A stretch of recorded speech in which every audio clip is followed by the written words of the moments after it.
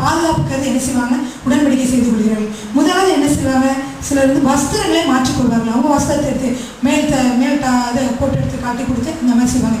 ஏன் வஸ்திரத்தை வந்து கலட்டி கொடுக்குறாங்கன்னா, ஒரு ஐடென்டி, வஸ்திரம் தான் நமக்கு வந்து என்னது ஒரு அடையாளமாக ஐடென்டிட்டியாக இருக்குது. இதை வந்து அவங்க கொடுக்கறது வந்து என்னென்னா, எனவே உனக்கு தருகிறேன் என்ற அர்த்தம். இந்த உடன்படிக்கை நம்ம செய்கிற பொழுது எல்லா காரியங்களையும் என்ன செய்வேன், உனக்கு உடன்படுவேன் என்று சொல்லி என்னது வந்து அர்த்தம். முதலாவது என்ன, சில உடன்படிக்கைக்கு வந்து சில வஸ்திரங்களை மாற்றிக்கொள்கிறாங்க. சிலர் பார்த்தீங்கன்னா இடைக்கச்சை, வாரத்தில் இடைக்கச்சைகளை வந்து மாற்றிக்கொள்வார்கள். இடைக்கச்சைனா நம்ம வந்து பேண்ட்டு ஒரு ஸ்கர்ட்டு அது லூஸ் ஆகும்போது நம்ம வந்து டைட்டாக வந்து எப்பயுமே வந்து இடைக்கச்சை நம்ம வந்து பயன்படுத்திக்கிறோம். ஆனால் அந்த காலத்தில் இடைக்கச்சை எதுக்கு யூஸ் பண்ணுவாங்கன்னா, கத்தி, வாள், அருவாள் இதெல்லாம் என்ன செய்யுது, வைக்கிறதுக்காக, பாதுகாக்கிறதுக்காக வந்து செய்வாங்க. இப்போ இந்த வாழை வந்து இப்படிப்பட்ட அந்த இடைக்கட்சி வந்து 2 பேரும் மாற்றிக்கொள்வதற்கு என்ன அர்த்தம்னா, நான் வந்து என்னுடைய பலனெல்லாம் உனக்கு கொடுக்குறேன் அப்படின்னா, என்னால் முடிஞ்ச வரைக்கும் என்னோட பலத்தால் உனக்கு உதவி செய்வேன் அப்படின்னு அர்த்தம். அப்போ என்னுடைய பலனெல்லாம் உனக்கு தருகிறேன் என்று சொல்லி அதில் வந்து ஒரு அர்த்தம் இருக்குது. அதே மாதிரி என்ன செய்வாங்க, மூன்றாவது ரொம்ப முக்கியமானது, சரீரத்தோட பகுதிகளை வெட்டி வந்து கொடுத்துக்கிறது. காயங்களை உண்டாக்கி, ஒரு தழும்புகளை உண்டாக்கி, ரத்தத்தினால என்ன செய்வாங்க, ரத்தத்தின் உடன்படிக்கை செய்வாங்க. அந்த காலத்தில் அநேக இடங்களில் ரத்தத்தின் உடன்படிக்கை செய்திருக்காங்க. நான் கூட அன்னைக்கு ஒரு நாள் ஒரு நியூஸில் கேட்கும் பொழுது, ஒரு குரூப், கேங்ஸ்டர் குரூப், அவங்க எப்படி உடன்படிக்கை செய்கிறாங்கன்னா, பெருவிரல என்ன செஞ்சுக்குவாங்களா, சுண்டு வரல, காலில் இருக்கக்கூடிய சுண்டு வரல என்ன செய்வாங்க, வெட்டிடுவாங்களாம். காலில் இருக்க சுண்டு வரல வந்து வெட்ட எல்லாம் ஒரே மாதிரி எல்லாம் வெட்டுவாங்க. அந்த ரத்தத்தை வச்சு அவங்க என்ன செய்வாங்க, உடன்படிக்கை. இப்போ ரத்தத்தை வச்சு ஏன் உடன்படிக்கை செய்கிறாங்கன்னா, அது வந்து ரொம்ப ஸ்ட்ராங்காக இருக்கும் அப்படிங்கிறதுக்காக தான் அது உடன்படிக்கை செய்கிறாங்க. நிறைய உடன்படிக்கைகளை பார்த்தீங்கன்னா ரத்த சம்பந்தமான காரியங்கள் இருக்கும். அப்போ அந்த காயங்கள் அவங்க ஏற்படுத்திக்கிட்ட காயம், உடல் உறுப்புகளை அவங்க வெட்டினதோ இல்லை உடல் காயங்களோ இது பண்ணும்போது, அந்த நம்ம என்ன செய்வோம், காயம் அடிச்சுன்னா அது மறையிறதுக்காக சில மருந்துகளை போட்டு சுகமாக்கும். ஆனால் அவங்க என்ன செய்வாங்க, அந்த காயம் வந்து தெரியணும் அப்படிங்கிறதுக்காக சில காரியங்களை செஞ்சு அந்த தழும்புகள் வந்து எப்பொழுதும் தெரியறதாக அவங்க வச்சுக்குவாங்க. இதெல்லாம் இருக்குன்னா அவங்க வந்து உடன்படிக்கை வந்து அவங்களோட வந்து செய்திருக்காங்க என்று சொல்லி காட்டுறதுக்காக. நிறைய ஆப்பிரிக்க மக்களாக பார்த்தீங்கன்னா கணத்தில் காயம், அந்த காயம் இருக்கும். நம்ம நினைப்போம் அவன் சண்டை கிண்டை போட்டு, அது இல்லை, அவன் வந்து இன்னொருத்தரோட உடன்படிக்கை, ஒரு அன்பினால இருக்காரு, உடன்படிக்கை பண்ணினால சில காயங்கள் வந்து உடம்புல வந்து இருக்கிறத பார்க்கலாம். இது வந்து எதுக்குன்னா, ஒரு 2 இனங்களுக்குள்ள இருக்கிற ஒரு உடன்படிக்கையினுடைய அடையாளமாக இருக்கிறது. அப்புறம் என்ன செய்வாங்கன்னா, மிருகத்தை கொண்டு ரத்தத்தை செஞ்சு அது வழியாக நடந்து சென்று சில அறிக்கைகளை செய்துக்குவாங்க. அப்படின்னா சத்தமாக வந்து அறிக்கை செய்வது, ஆணையிட்டு கொள்வது, நான் உனக்கு இப்படிலாம் உதவி செய்வேன், எனக்கு நீ இப்படிலாம் உதவி செய்யணும், நான் அந்த மாதிரிலாம் செய்வேன்னு சொல்லி ஆணையிட்டு கொள்வார்கள். இப்படிப்பட்ட உடன்படிக்கையை வந்து செய்கிறோம். அந்த காலத்தில் இந்த மாதிரிலாம் அநேக இடங்களில் வந்து உடன்படிக்கைகள் செய்து கொண்டு வந்தார்கள். ஆமீன். ஏன் இது வந்து இந்த மாதிரி உடன்படிக்கை சொல்லி இன்னொரு இன்னொன்று இருக்கு என்னன்னா, அவங்க வந்து என்ன செய்வாங்கன்னா, அவங்களுடைய பேர் வந்து மாற்றிக்கொள்வார்கள். ஒரு குரூப்பாக டீமாக இருக்கிறவங்க பார்த்தீங்கன்னா அவங்க ஒரு பேர் வச்சுக்குவாங்க. கேங்ஸ்டர்லாம் வச்சு முந்தைய இருந்த காரியங்கள் இப்போ கேங்ஸ்டர்ஸ்குள்ளே இந்த ரத்த உடன்படிக்கைலாம் சில வந்து செஞ்சுக்கிறாங்க. ஏன்னா அவங்க வந்து ஒன்று பிரியக்கூடாது, கட்டாயமாக இருக்கணும்னு சொல்லிட்டு அந்த உடன்படிக்கை ஒரு தடவை செஞ்சாங்கன்னா அவங்க உயிர் போனாலும் அந்த உடன்படிக்கை மீறக்கூடாதுன்னு சொல்லி ரொம்ப ஸ்ட்ராங்காக வந்து செய்வாங்க. அப்போ என்ன செய்கிறாங்கன்னா, இந்த மாதிரி பேரை வந்து மாற்றிக்கொள்வது, அந்த குரூப்புகளுக்கு ஒரே பேராக வச்சுக்கிறது. நான் எப்பயுமே உனக்கு எந்த ஒரு காரியம் இருந்தாலும் நான் நம்மளுடைய குழுவை தான் முதல்ல நான் நினைப்பேன், உங்களுக்கு தான் நான் உதவி செய்வேன் என்று சொல்லி உடன்படிக்கை செய்து கொள்கிறாங்க. அது மட்டும் இல்லை, டேர்ம்ஸ் அண்ட் கண்டிஷன்ஸ் போட்டுருவாங்க. இந்த மாதிரிலாம் நம்ம இருக்கணும், நம்மளுக்கு இந்த காரியங்கள் வந்து நம்ம செய்யணும், இந்த காரியம் சட்டங்கள் வந்து அவங்களுக்குள்ளே சில சட்டங்களை ஏற்றுக்கொண்டு அதன்படி அவங்க செய்வாங்க. இல்லையா? அப்புறம் வந்து என்னன்னு பார்த்தீங்கன்னா, ஒரு ஞாபக சின்னமாக ஏதாவது ஒன்று வச்சுக்குவாங்க. நம்ம உடன்படிக்கை செய்து விட்டோம் என்று சொல்லி ஒரு ஞாபக சின்னமாக சில காரியங்களை வச்சுக்கொள்வாங்க. இது நம்ம வேதத்தில் நீங்கள் நிறைய இடங்களை நீங்கள் பார்த்துருப்பீங்க. ஒரு ஆபிரகாம் ஒரு தூணை நிப்பாட்டினார், யாக்கோபு ஒரு தூணை நிப்பாட்டினார்.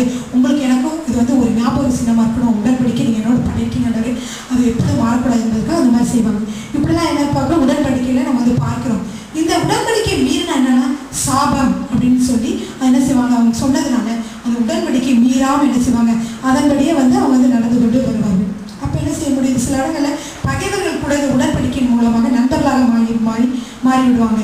பகைவர்கள் இருப்பாங்க, 2 நாடுகளில் பகைவர்களோ இல்லை ஒரு பகைவர்கள் ஒரு குரூப் இன்னொரு குரூப் பகைவர்கள் இருந்தால் கூட அவங்க வந்து சண்டை போடக்கூடாதுன்னு நினச்சாங்கன்னா, வாங்க நம்ம 2 பேர் சேர்ந்து உடன்படிக்கை என்று செய்துக்கலாம்னு சொல்லி பிரதிநிதிகளை 2 பேர் சேர்த்து என்னென்ன டேர்ம்ஸ் அண்ட் கண்டிஷன் போடுங்க, நாங்கள் எப்படிலாம் நம்ம இருக்கணும்னு சொல்லிட்டு அவங்க உடன்படிக்கை செய்து கொள்கிறார்கள். இது பல காலத்திலேருந்து அநேக இடங்களில் நடந்து கொண்டு வருகிற ஒரு காரியங்கள்.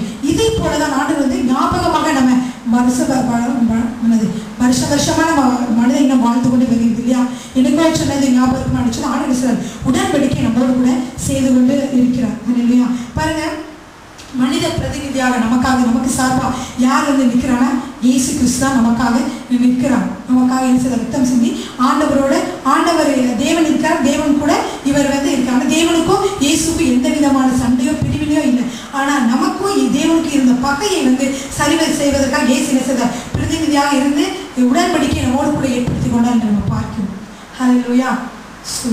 பாருங்க, இப்போ உடன்படிக்கை என்று சொல்லுவதுன்னா அதுதான் ஒரு புதிய வாழ்வு உண்டாகிறது. இந்த உடன்படிக்கைக்கு அப்புறம் 2 பேர் வந்து தீர்மானங்கள் செய்ததுனால என்ன அது புதிய வாழ்வு உண்டாகுது என்று பார்க்கிறோம். நான் உன்னை இப்படி நேசிப்பேன், இதெல்லாம் உனக்காக செய்வேன் என்று சொல்லிட்டு உறவு இருக்குது. குடும்ப உறவை காட்டிலும், குடும்பங்கள் நண்பர்களை காட்டிலும் இந்த உடன்படிக்கை செய்து கொண்டவர்கள் மீது ரொம்ப அன்பாக, பாசமாக, உண்மையாக இருப்பார்கள். பாருங்க, இப்போ உதாரணத்துக்கு நம்ம பார்த்தீங்கன்னா திருமண பந்தத்தை நம்ம உதாரணமாக சொல்லலாம். திருமண பந்தத்தில் பார்த்தீங்கன்னா திருமணத்தை முடிக்கும் போது நிறைய நேரங்களில் வந்து முந்தைய காலத்துலாம் அரேஞ்ச் மேரேஜ். இப்போ வந்து நிறைய இடங்களில் பார்த்தீங்கன்னா இனங்கள் விட்டு இனங்கள், ஜாதிகள் விட்டு ஜாதி, தேசத்தை விட்டு தேசம் தாண்டி கூட என்ன செய்கிறாங்க, விரும்பி என்ன செய்கிறாங்க, திருமணம் முடித்துக் கொள்கிறாங்க. இப்போ பார்த்தீங்கன்னா அவங்களை யார் என்ன ஏதுன்னு ஒருத்தர் தெரியாது. அப்படி இருக்க கூட என்ன செய்கிறாங்க, வேறு நாட்டு சேர்ந்தவர்கள் கூட திருமணம் என்ற பந்தத்தினால் என்ன செய்கிறாங்க, உடன்படிக்கையினால் இணைகிறாங்க. இப்படி திருமணம் இந்த பந்தத்தில் இணையும் பொழுது பார்த்தீங்கன்னா அவங்க என்ன செய்கிறாங்க, யார் நண்பர்கள் சொன்னாலும் கேட்க மாட்டாங்க, அம்மா அப்பா சொன்னாலும் கேட்க மாட்டாங்க. அவங்க சொல்கிற வார்த்தைகள்லாம் விட முக்கியமே கிடையாது. எது ரொம்ப முக்கியம்? இந்த உடன்படிக்கையை செய்து கொண்ட இருவர்களுடைய வார்த்தை தான் ரொம்ப முக்கியமாக நடந்து கொண்டிருக்கிறத நீங்கள் எல்லா இடங்களையும் நீங்கள் பார்த்துருப்பீங்க இல்லையா?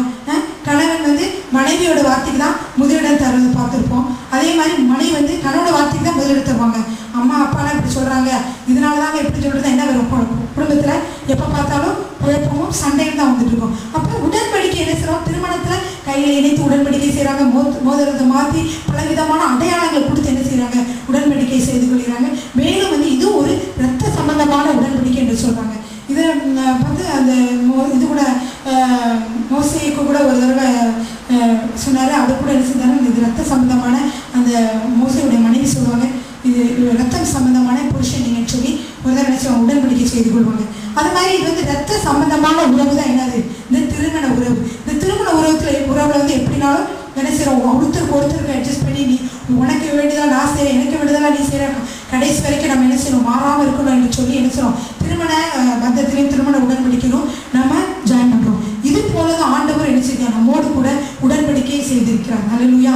நம்மோடு செய்த உடன்படிக்கை வந்து நம்ம வந்து சாதாரணமாக நினச்சிட்டு இருக்கோம். அந்த உடன்படிக்கைனா என்ன, எப்படிலாம் அது வந்து நமக்கு வாழ்க்கையில் அது உதவுது என்று சொல்லி நம்ம தெரிஞ்சுக்கொண்டோம்னா எப்படி இருக்கும், நம்முடைய வாழ்க்கை இன்னும் வந்து பிரகாசமாக இருக்கும். ஏன்னா நம்ம ஆண்டவரை ஏற்றுக்கொண்டோம், கிறிஸ்தவமாக ஞானஸ்நானம் எடுத்தோம், ஏதோ சர்ச்சுக்கு போகிறோம் வரோம் என்று சொல்லி நம்ம நினைக்காமல் இயேசு கிறிஸ்து நம்மோடு வந்து ஒரு உடன்படிக்கையை செய்திருக்கிறார்.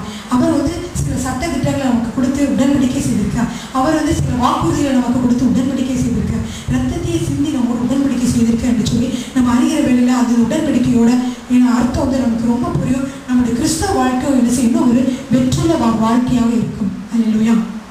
ஸ்தோத்திரம்.